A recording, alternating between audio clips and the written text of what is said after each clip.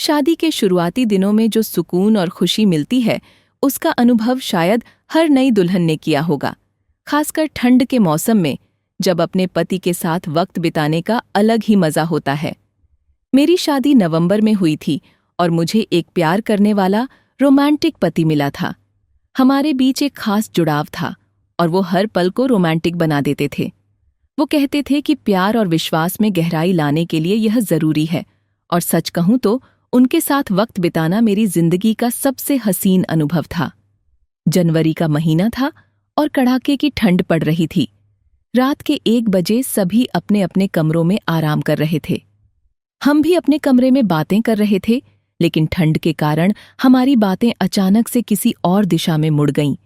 जैसे ही कुछ खास होने वाला था, मम्मी जी ने जोर से पुकारा। मैं तुरंत बाहर गई तो उन्होंने कहा कि बर्तन ऐसे ही पड़े हैं, ये शुभ नहीं है। मन में तो यही आ रहा था कि इतना अच्छा मूड था, फालतू में मम्मी जी ने बुला लिया। लेकिन मैंने बर्तन साफ किए और वापस आई। समय बीतने के साथ घर की जिम्मेदारियां और काम का बोझ बढ़ने लगा। मम्मी जी मुझे हर काम में टोकने लगीं। उनकी सबसे बड़ी शिकायत यह थी कि मैं काम में देरी कर रही हूं। धीरे धीरे यह बातें मेरी जेठानी तक पहुंचने लगीं और घर का माहौल तनावपूर्ण हो गया। एक दिन जब नाश्ता और लंच तैयार नहीं हो पाया तो मम्मी जी ने हमें डांटा। मैंने जब इस बात की शिकायत अपने पति से की तो उन्होंने भी मुझसे ही कहा कि मुझे समय का ध्यान रखना चाहिए। इसके बाद घर का रूटीन बिगड़ने लगा।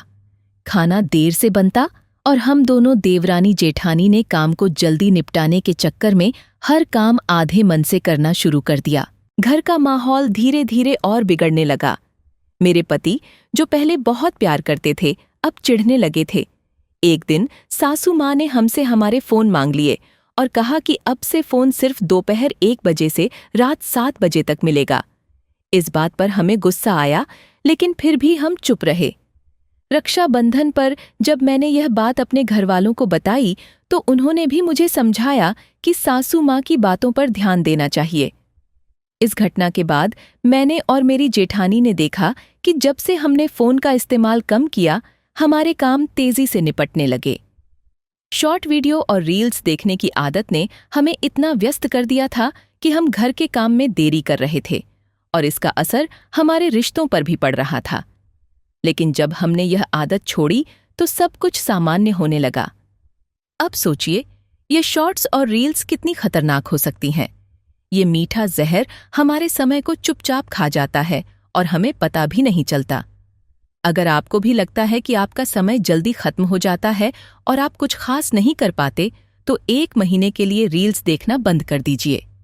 ये छोटा सा कदम आपके जीवन में बड़ा बदलाव ला सकता है।